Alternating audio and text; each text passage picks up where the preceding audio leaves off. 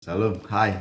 Sukacita dan damai sejahtera bagi kita semua. Kali ini saya mengajak kita membaca dari Injil Yohanes pasal 1 ayat 4 dan 5. Dalam Dia ada hidup, dan hidup itu adalah terang manusia. Terang itu bercahaya di dalam kegelapan, dan kegelapan itu tidak menguasainya. Haleluya. Di sini Yohanes ingin mengatakan di dalam Dia ada hidup. Artinya hidup yang ada itu ada hidup yang bersumber dari Kristus. Firman yang menjadi manusia. Hidup di sini adalah hidup zoe, hidup yang berarti hidup kekal, yang berarti hidup yang ilahi, yang berarti hidup yang penuh dengan kebangkitan. Kalau Rasul Petrus mengatakan yang telah membawa kita dari gelap kepada terangnya yang ajaib.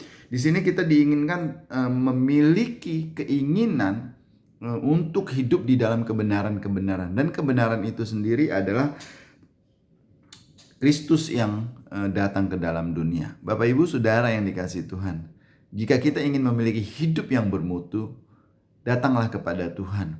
Terimalah perkataan-perkataan Tuhan, karena perkataan-perkataan Tuhan itulah yang menjadi sumber kehidupan kita.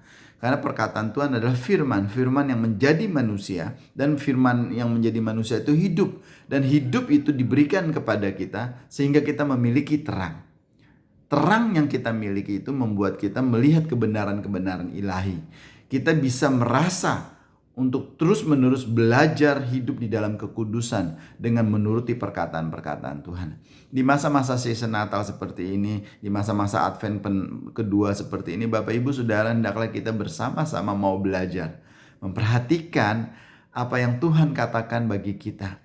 Perkataan-perkataan Kristus adalah sumber hidup. Perkataan-perkataan Kristus adalah sumber kegeliatan kita. Karena hidup yang diberikan oleh Kristus itu hidup yang menjadi arti. Hidup yang membuat kita senantiasa beraksi. Hidup yang terus-menerus membuat kita berkarya. Hidup yang terus-menerus menjadikan kita untuk membawa nama Tuhan, mempermuliakan nama Tuhan melalui perkataan-perkataan Tuhan yang ada di dalam kita. Tuhan Yesus berkata di Yohanes 15 sekali lagi bahwa jikalau tinggallah di dalam aku dan firmanku tinggal di dalam kamu. Tuhan Yesus menginginkan firman-Nya, Tuhan Yesus menginginkan perkataan-perkataannya tinggal di dalam kita. Kalau di bagian lain Tuhan Yesus mengatakan di Matius pasal 4 ayat 4 bahwa manusia kita, saudara dan saya hidup bukan dari roti saja, hidup bukan dari nasi saja, hidup bukan dari makanan saja, tapi melainkan hidup hidup kita menjadi bermutu, hidup kita menjadi ilahi, hidup kita menjadi rohani, hidup kita mengalami pengudusan-pengudusan kalau firman Tuhan menjadi makanan kita. Bapak Ibu Saudara yang dikasihi Tuhan, kasihilah, cintailah perkataan-perkataan Kristus dan lakukan itu di dalam kehidupan kita sehari-hari agar kita terus-menerus bisa melihat dan pada akhirnya nanti kita benar-benar menyerupai gambaran Kristus.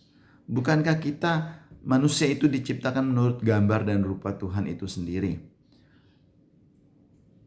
Imago Dei, gambar dan rupa Tuhan.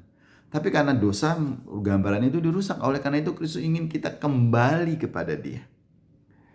Firman yang adalah roh yang sekarang tinggal di dalam kita, hidup di dalam kita.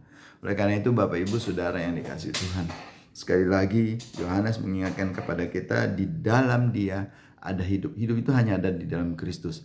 Vaksin corona sudah datang ke Indonesia katanya. Tapi Bapak Ibu, sumber kehidupan kita bukan karena vaksin. Sumber kekebalan tubuh kita bukan karena vaksin. Sumber kekuatan imun tubuh kita yang sesungguhnya bukan vaksin. Tapi hidup Kristus yang ada di dalam kita melalui firman yang tinggal di dalam kita. Itulah yang membuat kita sebenarnya kuat. Oleh karena itu terus menerus santap makanlah firman Tuhan setiap hari.